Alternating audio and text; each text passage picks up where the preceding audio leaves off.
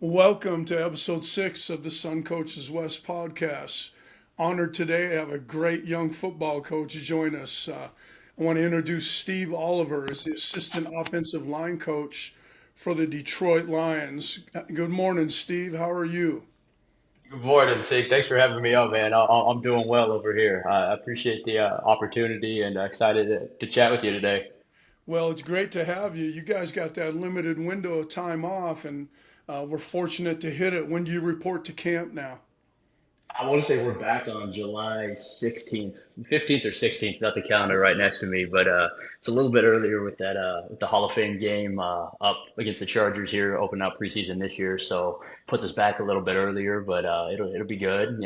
Excited for the extra game for those guys that go battle it out, especially those guys who are fighting for roster spots and practice squad, and it's more reps for them to get on tape and. Not just for us, but for the other, 31 other teams too. If there's only 53 spots, so it's good. It's more tape for all those guys. I'm excited. So you're getting ready for 4 preseason games, 17 regular season games, and I think it takes 4 playoff games. 3 to 4, depending on if you get the number one seed. Yes. Or not. So you're buttoning up for a long season. How do you mentally get ready to do that? I think it's you try to recharge when you get away in this off time. Well, one little bit of our different off season compared to college and the high school level is there's a time where the guys are just completely for the most part out of the building where there's like call it a dead period type where they're allowed to train in there if they want to, but most guys go home. They wherever they call home or they go train somewhere and. So you're working on stuff, your self scout, your eval, all that. But when you get this time off, like there's no recruiting or anything going on that way. So like when you're off for this month or so, like you're really off. So you reconnect, family, your friends, Right. try to work on your hobbies, whatever it might be to, kind of get you, mentally prepared and refreshed for the marathon that's about to hit. But it's also you're excited and chomping at the bit once you get back. So it Sure. doesn't take too much once you get going, but it's good just to get freshened up, knowing what's coming ahead. Well, in full disclosure for our listeners, Steve was my one of my GAs at the University of Idaho, and him and his family are my family and my wife's family, and we're very close. And I've been able to follow his journey. Tell us briefly, Steve, about your background. How did you end up as the assistant offensive line coach for the Detroit Lions? Yeah, so I'll try to keep it pretty brief here. I grew up in Arizona. I went to Hamilton High School, in Chandler, Arizona. It's a suburb of Phoenix. I played offensive line at University of San Diego, the Toreros, the FCS program over there, from 2011 to 2015. I started my last 2 years. I was our center. And then I knew, professional football wasn't in the cards for me as a player. So I graduated in December and had the opportunity to. There was an offensive graduate assistant job at University of Idaho, which is how Coach Sink and I got connected. But my dad actually played for Bob Petrino Senior. Paul Petrino was the head coach at the time. And just kind of worked out that the opening opened up at the same time that I was getting done. And I got up there in January. I was there for a couple years as a graduate assistant. Went back in the Sun Belt years, won a bowl game, won the famous Idaho Potato Bowl against Colorado State. I thought that was a huge accomplishment up there. Right. And from there, took a full-time job at an NAI program at Montana State Northern. Paid $30,000. I was one of two full-time assistants on the staff. And it was 60 miles from the Canadian border and 2 hours from the closest regional airport. So you got to love ball to go do it. And I was only up there actually for about 5 months. Got a call from Coach Petrino, wanted to bring me back to be the director of football operations back in Idaho when a job opened up, and then saying that he'd give me every opportunity for a position job for the next one that opened up after that if I was interested. And so I went back. So technically didn't do a full season there. Was the DFO in 2018 at Idaho. Got elevated for got the tight ends job in 2019 once another guy left on the staff, and that was my first full-time position job at the Division I level. And then following the 2019 season, I went to University of San Diego to go to my alma mater, actually to go work for my old head coach, Lindsey, who I played for my last 3 seasons. I was the head coach there, and it was the COVID year, so it was a little wonky. in terms of the schedule, but ended up it was March of 2021. I got a call from Hank Fraley, who's the offensive line coach here for the Lions, and he's been here since 2018. It was his second year. That was going to be his second year as the O line coach. It's right when Matt Patricia and that staff got let go, and Dan Campbell got hired, and Hank was saying, hey, I kind of, coach was asking for quality control, asked me for some names, and then I gave him you as one of them. So could you, give your resume and send it on in? And then so I did, and then I got one that's like, hey, you're gonna get a call from a Texas number here in the next 2 or 3 hours. You better answer it. I'm like, okay. And then it was like on a Wednesday or something like that. We played our first FCS season was in the spring for that COVID year, and so we were about to play on Saturday, and so I was like, hey man, here's kind of the deal. We just had an assistant leave, Chad Savage, who's actually the inside receivers and tight ends coach at USC now for the Trojans, and he left like 5 days earlier to go to Nevada. And so I'm like, hey man, like we're down another one. Our old line coach too was like having a baby, so he wasn't traveling on the trip. So I was like, I can't leave them. Is that possible? He's like, yeah, we'll just fly you there from the away game. So went and won the game, and then flew out at 6 a.m. the next morning, and was the QC for 2 years. Got the assistant O line title in 2023, and this will be year 5 now. Yeah, it's really cool. And Steve is a hard-working, conscientious football coach, and so his climb hasn't surprised me. I was thinking about this morning, Steve.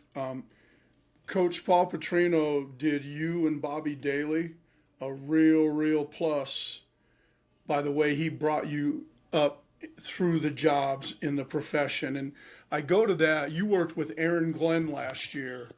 He was the defensive coordinator for the Detroit Lions. And Coach Yes. Glenn got the New York Jets head job in the offseason. And earlier this week, there was an article, and I'd heard this before, but when he decided he had wanted to be a coach at the end of his distinguished playing career, he talked to Bill Parcells. That was his mentor. And Bill Parcells said, that's great. He goes, you need to get your ass and go work in the scouting department and learn how you evaluate people. And Coach Glenn did that for 1 or 2 years and said it was invaluable for him. And what I'm talking about at Idaho, both Steve and Bobby Daly's currently the defensive coordinator at UTEP. They came into the program as GAs at Idaho. So then you get to see their work ethic and all that stuff and get to know them. And then eventually they both got promoted to be the director of football operations, which I can't think of a better job to prepare a guy to be a head coach than that job. And that job's hard. That job at Idaho was hard. And then eventually both became full-time coaches at Idaho. And I think what a great way to join the profession. And I told Bobby Daly's parents, I think I told your parents the same thing, that time as an ops guy will be huge in your career someday. Yes. When or if, it might already be, but I think that behind the scenes education is huge for a young coach. Oh, it absolutely was. And there's things I fall back on it where it helped a lot was the organization in terms of now the caveat with that big asterisk with the DFO job with Coach Petrino and the Vandals was you were the 11th assistant. It was basically the way to pay an 11th full-time assistant. Right. Now you had to do all of the ops jobs because nobody else was going to do it. Like that was your job.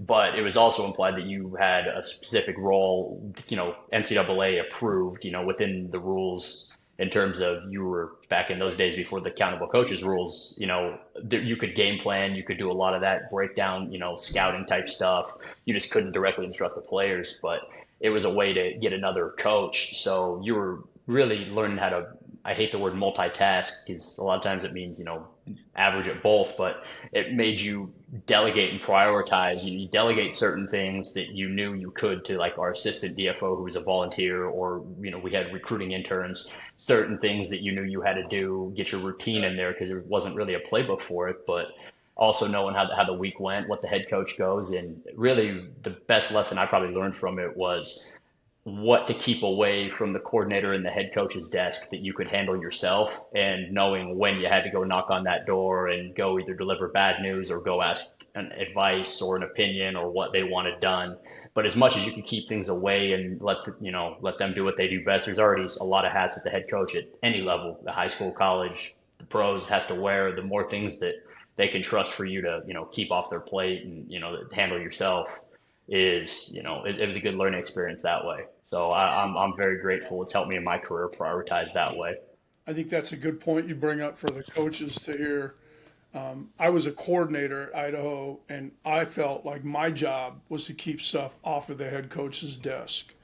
And I told my players in no uncertain terms, if your ass ends up across the head coach's desk, you are way out of line. And we kind of went along those lines because the head coach has enough going on, and a good assistant knows the stuff that can stay away from him, and then the stuff that he better know about so he doesn't get Yes, bushwhacked or surprised by something. And correct. fine line, and being the ops guy, I can't imagine a better way to learn that. No, you hit it spot on. It really was, and you got a few hard lessons you learned on a few things.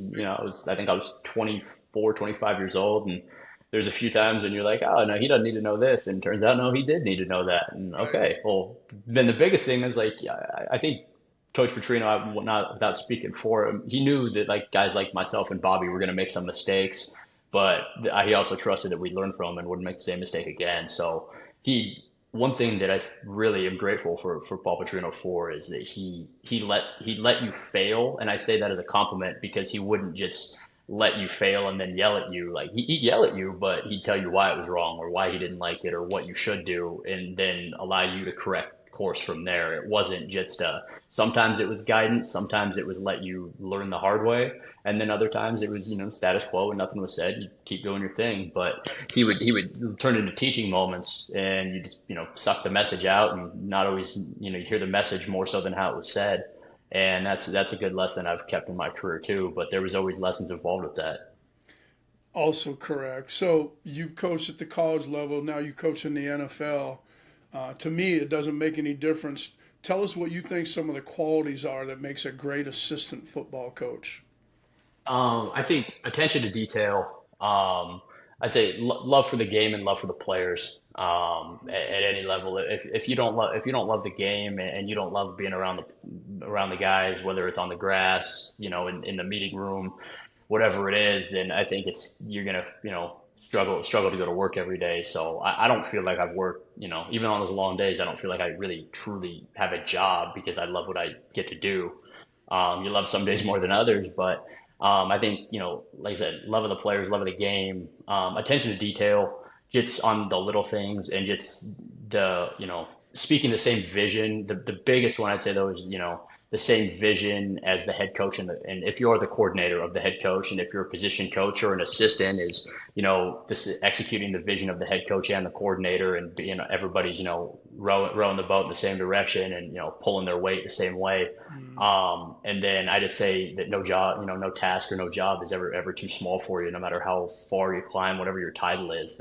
That you're not too big or too important to do anything. I think that's the work's got to get done. It doesn't always matter who does it. right. Really good points. I talked on a previous pod. You remember I had that little stint with Jerry Glanville, right? That startup league. And he would just briefly talk to the players. Like some head coaches talk too much to the team, so then their words aren't powerful. His words were powerful, but then it's always the assistant coach's job to take what they hear from the head coach, both in the coaching meetings and in team meetings, and take that to their position groups and Yes. continue to relay the message like I know you and Hank do, taking Coach Campbell's messages. And Coach Campbell's well renowned for delivering good, passionate messages to his players. And I'm guessing you guys take that message to your room too. No, absolutely. And I think one of the ways that you have a well-run organization is that when the standard is like to what you said, what the Coach Glanville said too, is like when the standard is being preached within the meeting room by the players, by the assistant coaches, without the head coach even having to say it. Like once you get to a point down the road, now early on, obviously more things are going to be said of how it's going to be done and echoing that message, but also knowing what's expected and that echoes through the building before you even have to hear the head coach say it. And that's how I think that's kind of the best way to know is the expectation is clearly set out and he trusts you to do your job. And so, I mean, you take that trust and empowers you to, be the head coach of your position room or the assistant coach of your position or whatever it might be by title and to continue to say that where the head coach doesn't have to worry about micromanaging, even if the head coach now, our head coach, I don't feel is a micromanager. I know some people, I've worked for micromanagers, I've worked for hands-off head coaches, but also where they don't feel the need to micromanage you and your job, knowing that they trust you to execute what they want done. And that's something I think we take a lot of pride in. And trust is a big word, and it's crucial in a well-run organization. So let's talk some football specific stuff. You coach the O-line. I know you spend a lot of time with the inside guys too, but give us some coaching points. You don't have to go through this whole long deal. Just give us some coaching points that, like you guys, I know you guys are a mid-zone, wide-zone team, but if you were teaching, you've had three rookies at minicamp, how you're teaching him a base, like a tight zone, base kind of drive deal. Can you give us some coaching points that would help our high school coaches? Yeah, I would say the biggest thing is knowing footwork wise, given targets and landmarks, both in terms of if you're covered or uncovered, and by covered and uncovered, I mean in your plate on your body. So Right. by on your body, like if let's say I'm a right guard and I have a three technique on me on my outside shoulder, and we're running, a tight zone play to that side, understanding that I'm going to end up being my hat, call it whatever you may make your coaching point. Let's say our hat is to the play side, the midline to slightly play side number. And then with our hands, we want to be strong with a hand, let's call it let's say it's on the play side number, and our other hand is going to be strong, fitting in the ribs to sternum area. And then making sure that our first step sets our angle on wherever he might be at. And our second step is gaining ground and getting vertical. And we're going to step with our play side foot first, get vertical with our second step, and continue to accelerate through our insteps, understanding that everything's on a one-step read. So if I'm the uncovered player in the combination, so let's say I'm the center on that, Right. right there, I'm key in the near hip to knee for one step, and pretty much movement to you, it's mine. It kind of hovers on, snap it on to the guard and climb.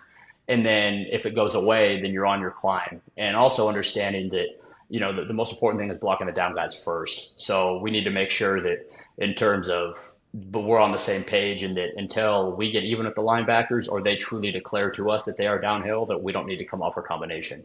So create And then on the first level. correct. Coaching. And I know there's different schools of thought on, I'd say it is a little bit more vertical displacement in tight zone. But at the end of the day, we need to get movement of some sort. Like Right. we don't want to run them to the sideline, but if that three technique wants to run wide in the B gap, like there's no need to try to, fight your body like to a point that's taken where he wants to go, and then let's start pressing him vertically. Like dent the line of scrimmage. And biggest one I'd say is just don't tell the back where to go. Like when you're fitting on the second level, we're taking a midline fit with our hat slightly favored. I'd say on tight zone, probably true midline fit, maybe slightly favored to the play side, but we don't want to force our back to go to the back to make a backside cut. We don't want to force him to stay on the spot. Way go on a tight zone as much as you can. Absolutely, yes, and I know there's certain people that'll teach that the backside is the play side in tight zone. Like even if that is true, I don't think we want to force it to cut back there, because you're going to tell your back to read it out, and you want him to be in phase with the offensive line, but then your O-line's telling him where to go, and the read's not there. Then there's conflicting messages between the positions, and you're telling the running backs coach is telling the back he's not wrong because he's not on his read, but then it's a 2-yard loss because he followed his keys, but everybody wasn't on the same page. Right. So NFL line coaches have told me that blocking tight zone against a three technique is the hardest thing to do in the NFL, just to try and displace that guy at all. But you prefer vertical, but if you move him laterally a bit, you can survive that on a tight zone. I think the biggest thing is that you can't get too gapped. So like if you want to vertically displace them, because I know this isn't necessarily going to be on video, but what you don't want to have happen is that you get your butt perpendicular line of scrimmage where he's covering the B gap with his body and he's pushing you into the A gap and he's two gapping you with your body. So you want to take them at a vertical angle as much as possible, and you want to play on their side of the line of scrimmage first. So we can't let them penetrate us. And so we got to play on their side of the line of scrimmage, and then we also need to make sure, in terms of gap integrity, that we don't let them two gap us, because then it automatically forces the ball to cut back. So when we taught at Idaho, we talked about 6-inch steps. What do you guys talk about footwork wise and the length of it, and how do you guys talk to these pros? Sometimes it depends a little bit more on the angle they're at, more than sometimes you might hear us sometimes say 4 to 6 inch step. The biggest thing is we want to gain ground on the first step, and the biggest is the second step is we don't want to cross over, like we don't want to cross over our first step, but we need to gain ground with it, and our feet should be mirrored.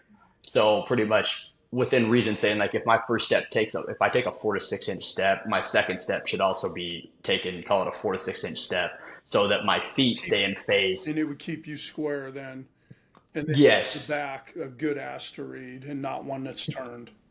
And it also keeps it for redirects, because I mean you get a three tech and they might have a war daddy on the other side who has a two-way go, or it could be some sort of where the linebacker makes him right on the cover me and he wants to rip the A gap and they want to move on you. If your feet aren't in phase, then you're not able to redirect. And now if say it was on two steps in the your center is gone, whatever it might be, then you just can't cut him free. Like you got to stay on him, and you got to be able to redirect and press him vertically. And if you get out of your frame and your feet get too wide, you're going to struggle to do that. So we'll finish this, talk feet. So us Carroll College guys learn to load our arms and throw a forearm blow.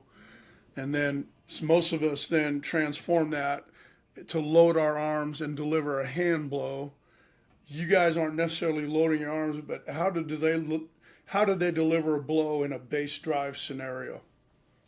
I would say it's just pretty much we're getting contact. We're bringing our hands, I'd say hands and feet, and then we're making sure we're really good with our targets in terms of knowing where our hands need to be and fitting, whether it's near points, if we're getting a piece of the body, trying to get pad under pad. And the biggest thing I'd say for us is the pad level and the leverage battle. Yeah. So you might have a natural little bit of a shoulder load. We don't necessarily teach it.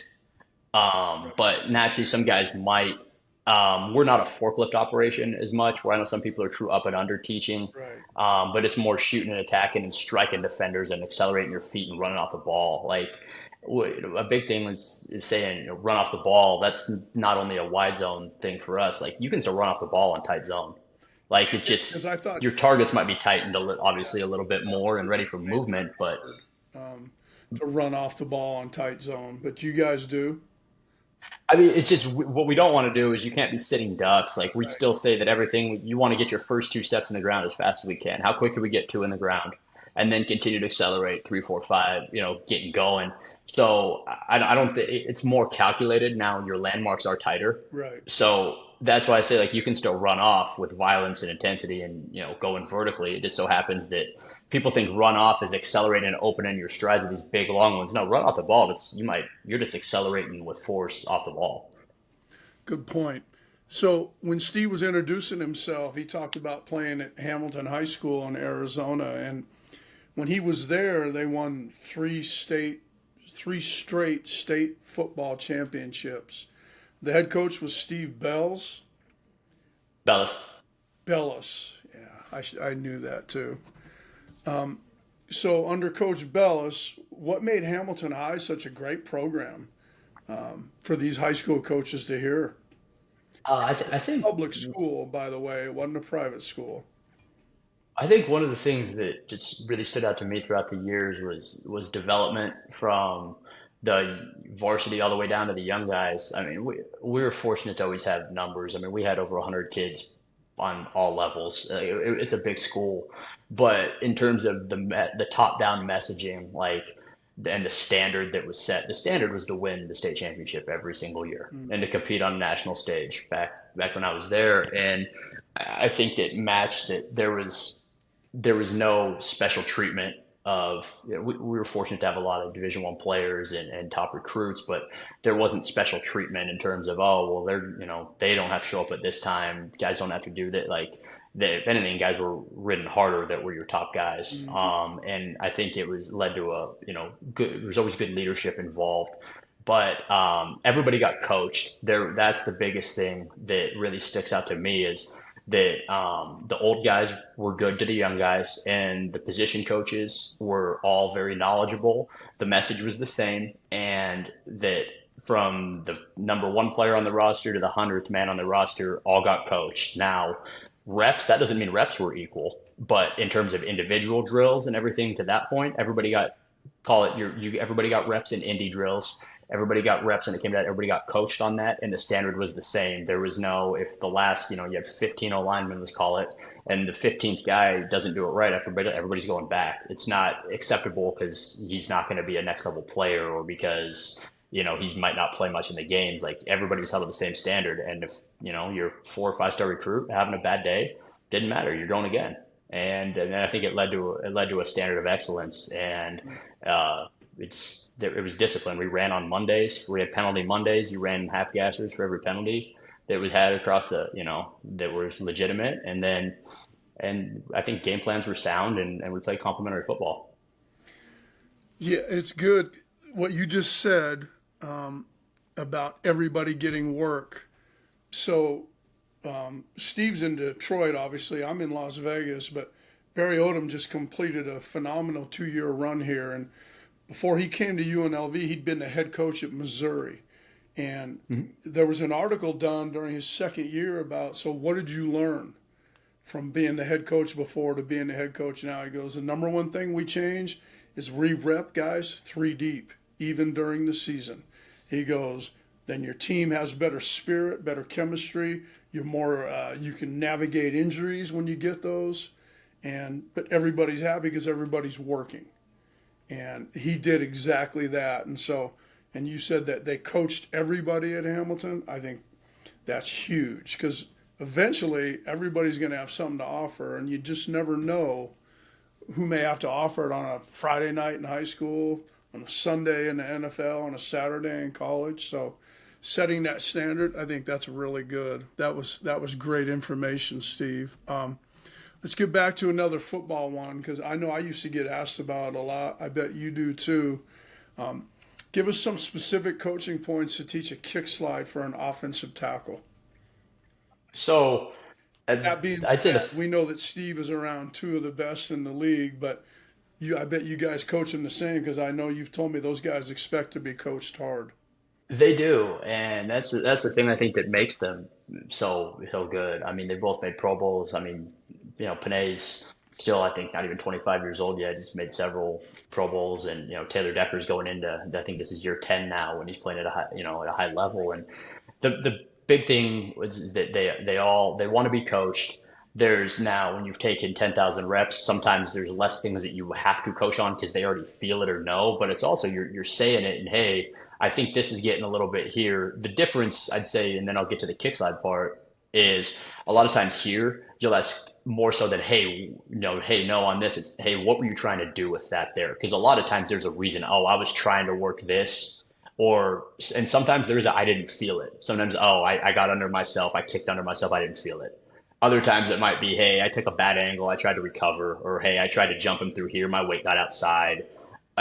Most of the time, that might be the difference is the guys might know already what happened without you having to correct them, but you're still bringing it up in case they didn't. And there's times, I mean, they're professional athletes, but they make mistakes too. Otherwise, we wouldn't have jobs. They just go out there and they'd show up on Sundays and play a game. Right. So it's the same reason. But the first thing I'd say is understanding as a tackle, do I have help and what's the launch point? Mm-hmm. So do I have help? What's the launch point? And then within your teaching, whether you're a vertical set teaching team, whether you're an angle set teaching, whether you mix it up and do both, I'd say you have to intersect. You have to intersect the defensive end at some point that we call it the junction or the intersection point, somewhere on that line. So if you drew a line between his alignment to where the quarterback's launch point is going to be, you got to intersect him at some point on that line. And now that gives you the ability to, do you want to, take, is it a couple kicks? And really you want to stay in phase. You want to stay inside out. So you need to by inside out, saying some people might teach shake hands demeanor where your inside hand would be, or I'd say your outside hand doesn't get past their midline or where you would shake hands with somebody. You also could say wherever your target could be, it could be your outside foot never gets past the crotch to maybe, depending on the player, to their outside toe, just understanding what their angle is. But then in terms of hands, and then punching the near point. So you don't need to beat them to the intersection point. You just need to get there at the same time.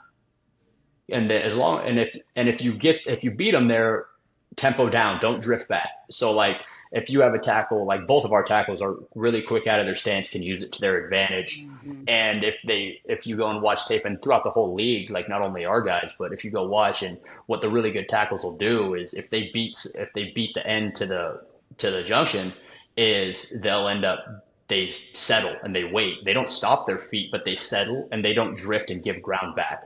So, because if you're giving ground, you're letting the defensive end eat your cushion closer and closer to the quarterback. And then you're letting him still dictate the rush, which you want to dictate the rush to him by once you get their inside out, and then you want to have first meaningful touch. Mm-hmm. So, by first meaningful touch means you want to ideally have first contact on the near point of him. If he gives you the chest, let's take the chest. Whether you're a two-hand punch teacher or an independent hands teacher, both can have equal success. Just understanding what your issues might be. If you're a two-hand punch, you might be more likely to get, one club, depending, it might get you double hand swiped. If you're single hand, some people tend to open the outside leg a little bit more. So we want to keep where they got to play through your outside leg and understanding where the launch point is and do I have help? Because maybe you're set a little bit more to head up if you have help in the slide, understanding that like if he takes a radical move inside, there's a guard who's able there to clean it up. But if you are by yourself, you do need to stay a little bit more inside out, having to handle a two-way go. So you're saying for the coaches, if the slide is to me, I can probably be a bit more aggressive. I would say absolutely. And the caveat to that would be the slide is to me and there's not a three technique on the guard. Right. The guard's not used up, probably. So as long as the guard's not used up, I would say you can be a little bit more aggressive. And then also, whether it's you teaching it or if you have a veteran group and those guys talk to each other, even back when I was in high school, I remember talking to our tackle and like we'd be on the same page if he was going to jump people at times. And then the same thing happened in college, same thing happened in the NFL, like that it's not coached as much as the players are talking to each other. Like they might have a code word they say to each other, or there might be, they just kind of know each other. They play together so long that kind of, hey, I'm going to go get this guy from throughout the week. And then, or like sometimes, hey, I'm going to be a little thicker here, or hey, I am going to set it like normal so you don't overlap me and you're on the same plane. Mm-hmm. And then it's also making sure that with that your center is backing over on the same level as your guard. So any sort of games and movement, understand that like if you get any sort of like ET game or whatnot, who's going to take it, who punches it off, who's passing it off, and just making sure that all marries up. So I've had the pleasure of watching Steve and the Lions in person twice now, and in warm-ups, you end up with the inside three, and Coach Fraley has the tackles. Now I remember Tom Cable saying, with tackles, you didn't teach a two-hand punch very often. Do you guys kind of go by what they can do, or is there a belief with the tackles as far as two-hand punches in pass protection? I think sometimes it depends on the guy and the comfort. I think there's also scenarios like how often are you, on let's call it this 7-step drop and you're by yourself, or are you going to two-hand him after you're taking 2.5 kicks? Probably not. But are you a little bit more aggressive? Maybe we're jumping him. Maybe he's a guy who exposes his chest. He does the little running man and exposes his chest, and you're going to kill his rush early. And also, like, there might be times of, is he just a speed to bull guy where you might, and sometimes guys are just more comfortable doing it. I'd say you're going to end up a lot more independent, but I think there is a time and a place just depending on your guys and the scenario and who's the rusher, what's the launch point. I think all that kind of comes into play. But it's also if guys have issues of opening that outside leg and short cornering, sometimes if they're going to be that can lead to a time where maybe a two-hand is a little better for them, because if they go and they have like a big circle punch of some sort and they open that leg, they might be better off being sometimes a two-hand patient where they're comfortable and getting that foot in the ground and striking. Because when the outside leg buckets and opens the door, it's a short edge now, and you and I both know it. And you better punch that hip out and run them by and Correct. hope the quarterback steps up. Right. So when you become a head coach someday, what traits will you look for in the assistant coaches when you're hiring a staff? I think guys that complement each other and what our vision would be to try to accomplish as an entire staff. I wouldn't want an entire staff full of people who all think the same, who all have the same background and come from the same trees. I think for continuity's sake, you probably would. I would want a couple who were and people that I am familiar with, just since you there's a good chance it might be the only time you get to ever do this. So you're going to want your people around you, but also not being afraid to, go outside of your tree and comfort zone of people and learn some new ideas. Because and it's also tough to say unless you're going to go clinic with a bunch of other people all the time. But even so, like you're going to clinic with people, you might not find out all the secrets and all the stuff. And you also might only be hearing it installed one time where you have somebody who lived in that system. They can, kind of teach you that. And from a schematic standpoint, and then I also think you'd want to have a staff that reflects what your team is like as well. You want guys who can relate to your players. You want some guys who probably walked in the shoes of your players if you can and have the ability to. Hmm. Um, like I know at this level, especially like I didn't play in the NFL. I definitely would want some former players on my staff Right. to add that element as well. And just guys who I think I'd want some varying ages. I wouldn't want a full young staff. I wouldn't want a staff full of full veterans. And if I was a first time head coach, I would really, really try hard to have at least one of my coordinators be a former head coach. And if not that, we're fortunate with larger staffs here to have, senior assistants that have somebody on that staff in some capacity that has been a head coach before to help you navigate those waters. Because one thing, I mean, at any level, nobody can ever take away from you is the experience of being a head coach or a play caller. Yep. And so I would want to make sure I had that experience on that staff that could help navigate those rocky times because no matter how prepared I think you might ever believe you are, there's always going to be things that are going to pop up and um, that way. And then the other one would just be is I'd need a couple of truth tellers. I'd need to make sure that ideally everybody, but I'd need to have a couple people who would tell me the hard truths, could shut the door with me and say, hey, I don't think this is the way, even if it's not what I want to hear. Hmm. And somebody that's not afraid to tell you the truth when they think you need to hear it and not just have a staff full of yes men. Good call. Really good. Those are great characteristics. You're lucky because you've been around really good head coaches, both as a player and as a coach. And as Steve told you, he played at University of San Diego from 2011 to 2015, and Dale Lindsey was the head coach there. And there was a point in time that I researched where he was 63-9 in Pioneer League games. I mean, he had a tremendous run there, and he was a unique personality by all indications. What made him a special coach?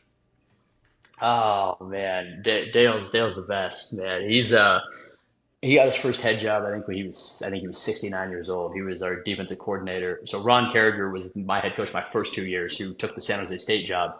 And then just quick piggyback and so that's how I ended up got connected to the Lions was Hank Fraley, his very first coaching job. He was our offensive line coach in 2012 with Ron Carriger, and he went to go to San Jose State with him. So that just didn't come out of the blue, just so everybody at home knows. But Dale was our defensive coordinator that year. Had been a former NFL coordinator and position coach in I want to say 10, 12 years previous around there. But the thing that I think that made him when he took over the program is the program was built on discipline and toughness. And that was his motto is we were built on discipline and toughness. And with that, if you weren't disciplined and you weren't tough, you couldn't play at San Diego. And the thing about that though is Dale was no nonsense. I mean, we were in full pads on Tuesday, Wednesday, and Thursday. That the thing I also he wanted to even wear we wore the high NFL socks at games.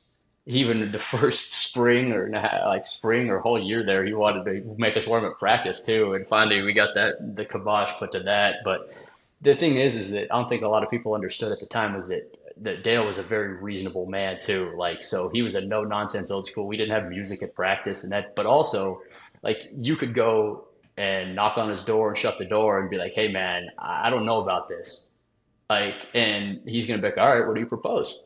And if you just came in and said, I didn't like it because I don't like it, he'd tell you to go F yourself and you could leave and it's not changing. But if you'd say, hey, well, The guys as a whole don't like this because it's leading to X, Y, and Z, or guys are struggling with this. You go, okay, what's your solution?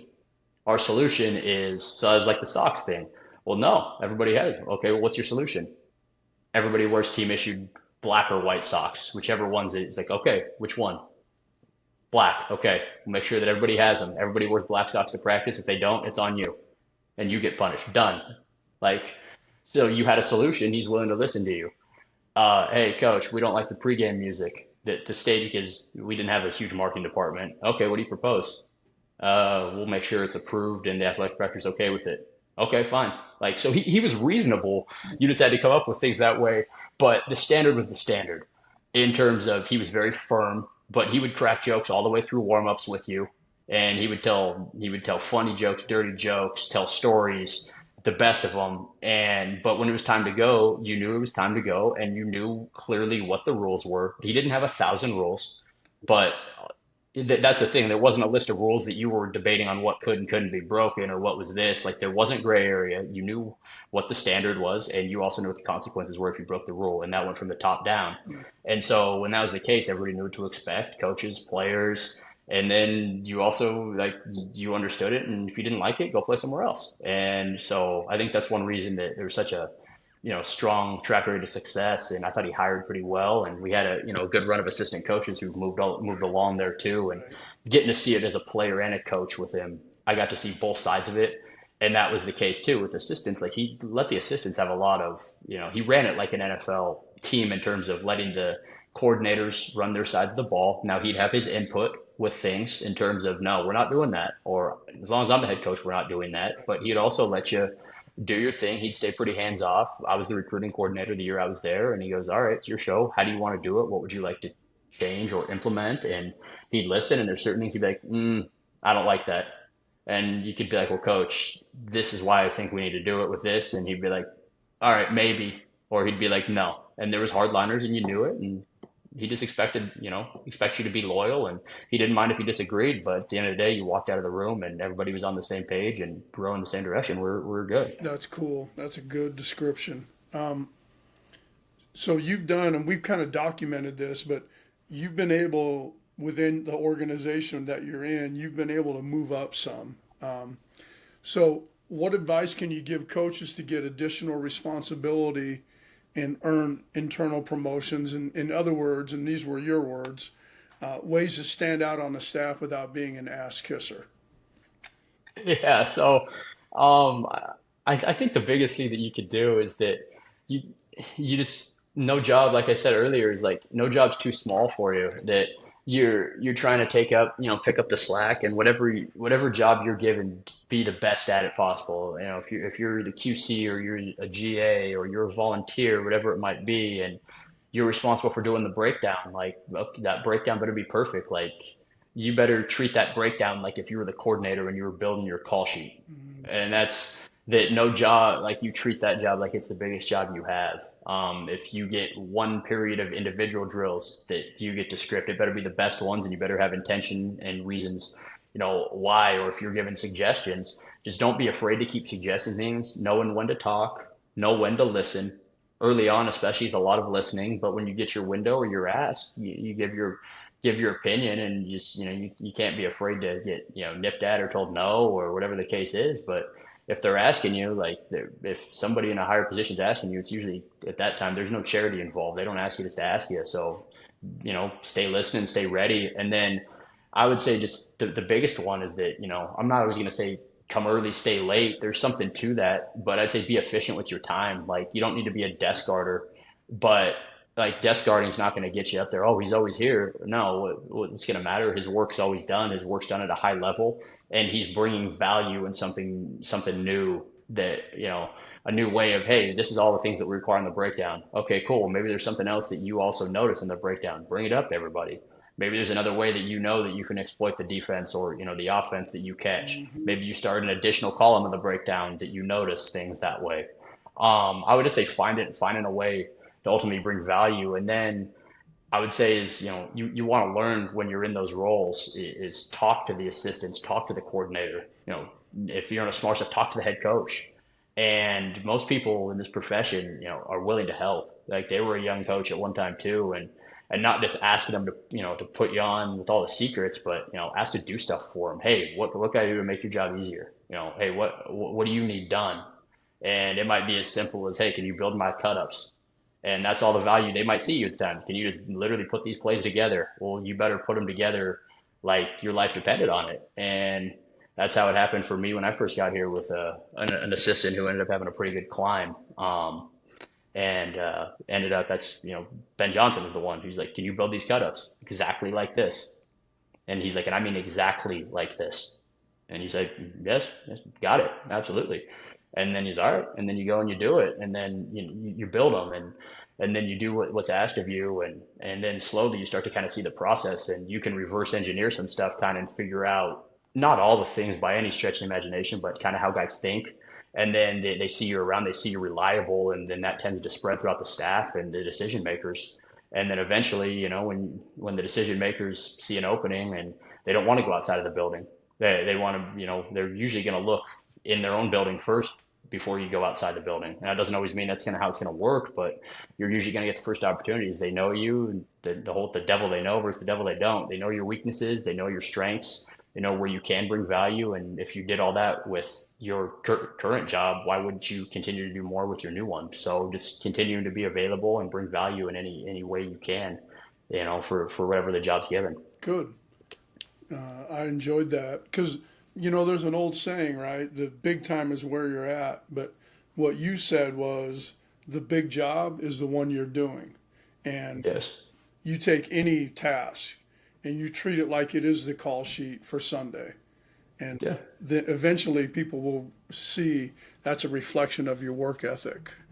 Oh, absolutely. And one more thing to add to that is that, and if they don't, and now with the caveat that you are doing it, you're doing it for the team and the greater good, but also, if you can look in the mirror at the end of the day and know that you did it to the best of your abilities and that, you gave it everything you had, it's not always going to lead to promotions or new jobs, or maybe people don't always notice it, or maybe they notice it and don't say anything to you. Like, it doesn't mean you stop doing it. As long as you can look in the mirror and know you're doing it the way you should be, then I think that's something that you got to be able to also take some pride in too, is understanding that at the end of the day, you got to answer to yourself and know that you're giving everything you had. And it is pride, it's internal pride. And we're going to finish with this because most people in the football world that are looking at this would say this is a lucky guy because he gets to work for Dan Campbell. And so, what makes Dan Campbell such a great coach in the NFL? Oh man, this could be a podcast in itself.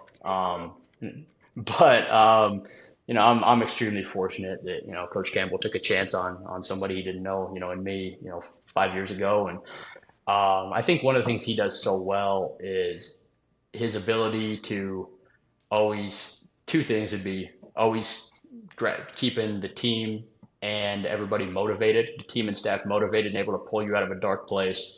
Like we had, it was tough on the turnaround in 2021, but the ability that it wasn't, mopey and it wasn't anything like that. He was able to, you're facing the reality of your situation at hand, but also, you believed you're going in every Sunday to win, and eventually it turned around and we did.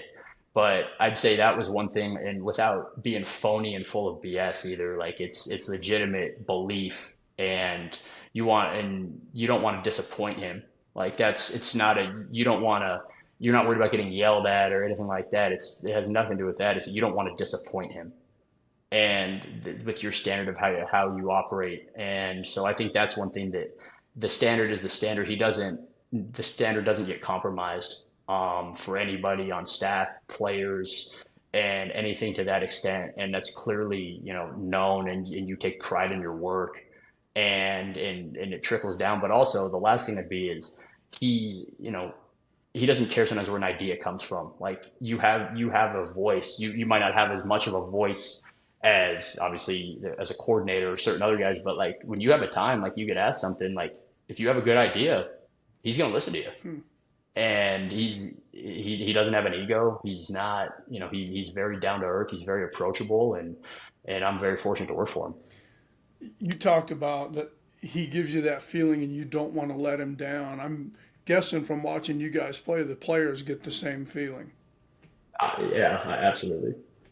Yeah, I would that's say a so. unique I mean, trait. it's no doubt. It's a great trait to have. He obviously possesses it. Hey, man, this was a blast. That time went by in a hurry. I really appreciate you taking time to hang out with the Sun Coaches West on a rare day off, and I hope you, Abby, and Coop have a great rest of July. Oh, thanks, Sig, man. It's my pleasure. I appreciate you having me on. I really enjoyed it, and looking forward to following along for the rest of the episodes coming up, and look forward to talking to you again here soon. All right, brother. See you, man. All right, take care. Thanks again.